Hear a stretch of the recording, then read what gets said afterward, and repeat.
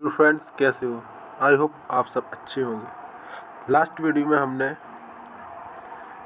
क्रांति की शुरुआत तक चैप्टर को पढ़ लिया था। हम देखेंगे इससे आगे।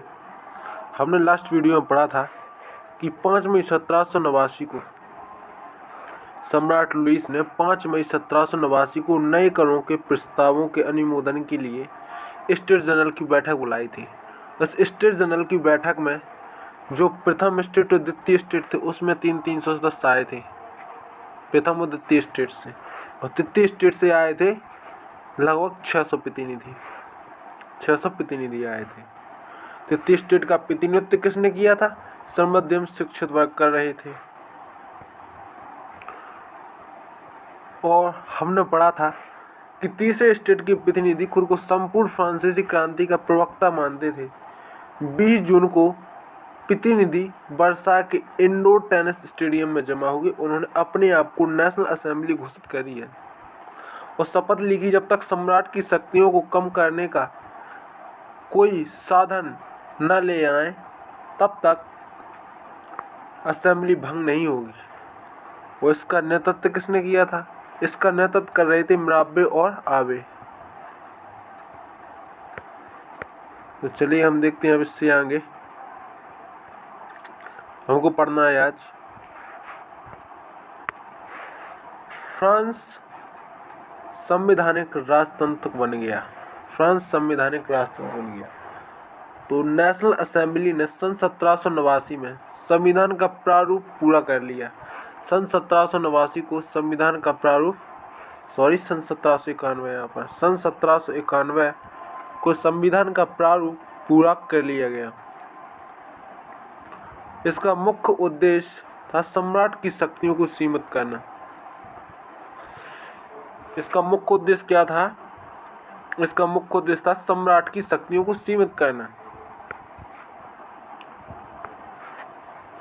एक व्यक्ति के हाथ में केंद्रीकृत होने की बजाय इन शक्तियों को विभिन्न संस्थाओं विधायिका, कार्यपालिका, न्यायपालिका में विभाजित कर दिया गया, हस्तांतरित कर दिया गया। यानी अभी सारी शक्तियाँ किसके पास होती थी?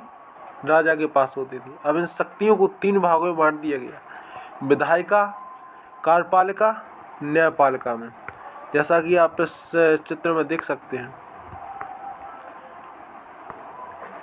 ये देखिए, यहाँ पर न्यायपालिका, कार्यपालिका, विधायिका, और सक्रिय नागरिक और निष्क्रिय नागरिक। सक्रिय नागरिक किसको वोट देंगे? निर्वाचक को। और निर्वाचक किसको चुनेंगे? विधायिका को। और विधायिका का नियंत्रण होगा पूरी तरह से किस पर? सम्राट पर। लेकिन सम्राट का नियंत्रण नहीं होगा विधायिका पर। और विधायिका का नियंत्रण होगा किस पर? सम्राट के मंत्रियों पर। और जो सक्रिय नागरिक है, सक्रिय नागरिक किसको वोट देंगे? किसको चुनेंगे? न्यायाधीश को। 1789 के संविधान ने कानून बनाने का अधिकार नेशनल असेंबली को सौंप दिया। यानी कानून कौन बनाएगा? नेशनल असेंबली सौंप दिया। नेशनल असेंबली प्रत्यक्ष रूप से जनता द्वारा चुनी जाती थी। सर्वप्रथम नागरिक एक निर्वाचक समूह का चुनाव करते थे जो पुनः असेंबली के सदस्यों को चुनते थे। और सभी नागरिकों को मतदान का अधिकार था। 25 वर्ष से अधिक उम्र वाले केवल ऐसे पुरुष सक्रिय नागरिक थे जिन्हें मत देने का अधिकार था का दर्जा दिया गया था, जो कम से कम 3 दिन की मजदूरी के बराबर कर चुकाते थे। यहाँ पर जो वोट देने का अधिकार था, मत देने का अधिकार था, वो किसे था? जो लगभग 3 दिन की मजदूरी के बराबर कर भरते थे। उनकी उम्र कितनी थी? 25 प्लस उम्र होती थी। तो पॉइंट आप नोट कर लीजिएगा कि 25 वर्ष की अधिक उम्र वाले ऐसे पुरुष सक्रिय नागरिकों का दर्जा दिया गया। पुरुषों को सक्रिय नागरिकों को दर्जा दिया गया था जो कम से कम 3 दिन की मजदूरी के बराबर कर चुकाते थे। और सन 1789 में संविधान ने कानून बनाने का अधिकार किसे सौंप दिया था? नेशनल असेंबली को। तो ये पॉइंट नोट कर लेना आप। राजनीतिक प्रतीकों के मायने। तो 18वीं सदी में ज़्यादातर स्त्री पुरुष कैसे हुआ करते थे, अनपढ़ होते थे। तो उनके लिए, उनके विचारों प्रचार के लिए छपे हुए शब्दों के बजाय, यानी वो पढ़ तो पाएंगे नहीं जो लिखा होगा क्योंकि वो अनपढ़ है, इसलिए उनके लिए जो आकृति है इनके थ्रू समझाया जाता था उन्हें।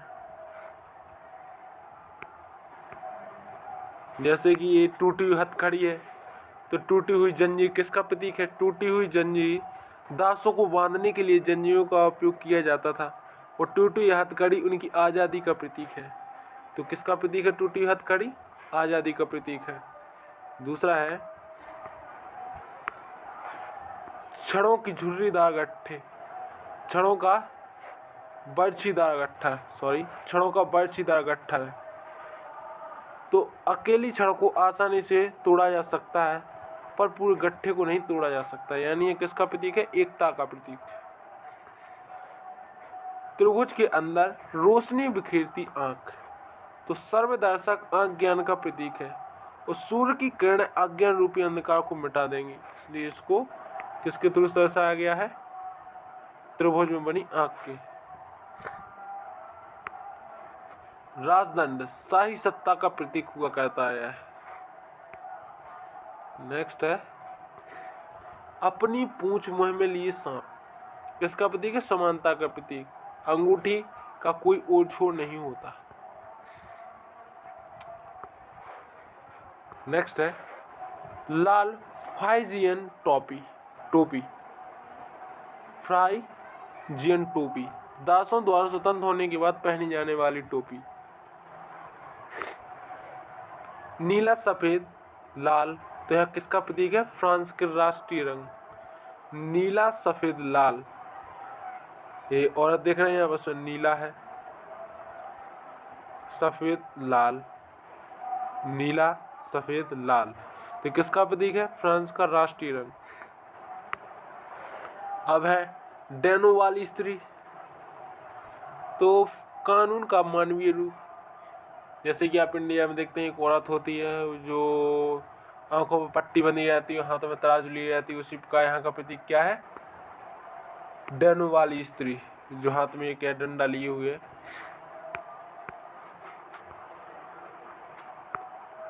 अब है हमारा विधिपट। कानून सबके लिए समान है और सबकी नज़र में सब बराबर हैं।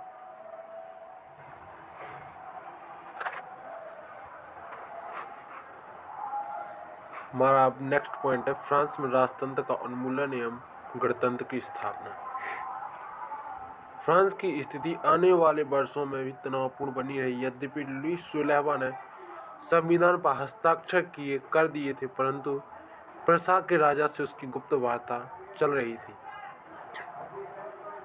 फ्रांस की घटनाओं से अन्य पड़ोसी देशों के शासक भी चिंतित थे, इसलिए 1789 की गर्मियों के बाद होने वाली ऐसी घटनाओं को नियंत्रित करने के लिए इन शासकों ने सेना भेजने की योजना बना ली थी। लेकिन जब तक योजना पर अमल होता, अप्रैल 1792 में, नोट कर लीजिए, अप्रैल 1792 में नेशनल असेंबली ने प्रूसिया एवं ऑस्ट्रिया के विरुद्ध युद्ध की घोषणा कर दी। तो लुई 16वां ने संविधान पर हस्ताक्षर तो किए थे, लेकिन वह उससे संतुष्ट नहीं था, इसलिए उसकी बात चल रही थी किससे? प्रूसिया के राजा से युद्ध के लिए। अब उससे अपनी इस नीति पर अमल करता कि उससे पहले ही नेशनल असेंबली ने प्रूसिया ऑस्ट्रिया के विरुद्ध युद्ध की घोषणा कर दी, युद्ध की घोषणा का प्रस्ताव पारित कर दिया, और हजारों की तादाद में जो संख्या थी वह सेना में भर्ती होने लगी। देशभक्ति की भावना से सेना में भर्ती होने लगी। उनके होठों पर देशभक्ति के जो तराने थे उनमें कवि रॉजर्ट दी लायल द्वारा रचित मार्शले था। रॉजर्ट दी लायल द्वारा रचित मार्शले क्या है? जो फिलहाल में राष्ट्रगान है। मार्शले जो क्या है? राष्ट्रगान है। लोग राजनीतिक किलों में अड़े अड्डे जमा कर सरकारी नीतियों और अपनी कार्य योजनाओं पर बहस करते थे। इनमें से जैकोबिन क्लब सबसे सफल था, जिसका नाम पेरिस के भूतपूर्व कॉन्वेंट ऑफ सेंट जैकब के नाम पर पड़ा था। तो पॉइंट नोट कर लीजिए कि जैकोबिन क्लब का नाम पेरिस के भूतपूर्व convent of the Saint Jacob के नाम पर पड़ा था। किसके नाम पर पड़ा था? पेरिस के भूतपूर्व कॉन्वेंट ऑफ सेंट जैकब के नाम पर पड़ा था। किसका नाम? जैकोबिन क्लब का नाम। तो सन 1792 में जैकोबिन ने खाद्य पदार्थों की महंगाई एवं अभाव से नाराज पेरिस वासियों को लेकर एक विशाल हिंसक विद्रोह की योजना बनाई। 10 अगस्त की सुबह उन्होंने ट्यूलेरिया के महल पर धावा बोल दिया और राजा के रक्षकों को मार डाला और शाही परिवार को जेल में डालने का प्रस्ताव पारित कर दिया। 21 वर्ष से अधिक उम्र वाले सभी पुरुषों, चाहे वो उनके पास संपत्ति हो या संपत्ति ना हो, उन्हें मत देने का अधिकार प्राप्त हो गया।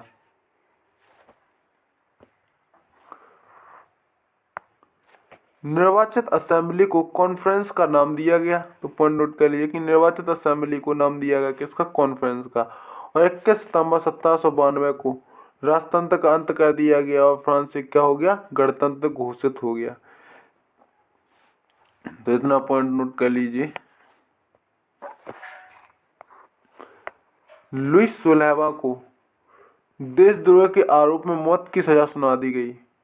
लुईस 16वां को देशद्रोह के आरोप में मौत की सजा सुना दी गई और सुना दी गई 21 जनवरी 1793 को प्लेस डी ला कॉनकॉर्ड में उसे सार्वजनिक रूप से फांसी दे दी गई और जल्द ही रानी मैरी एंतोनिएटा का भी हास्य हो गया।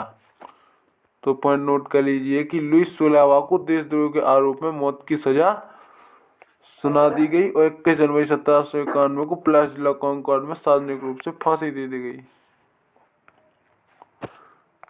तो इस वीडियो में फिलहाल इतना ही।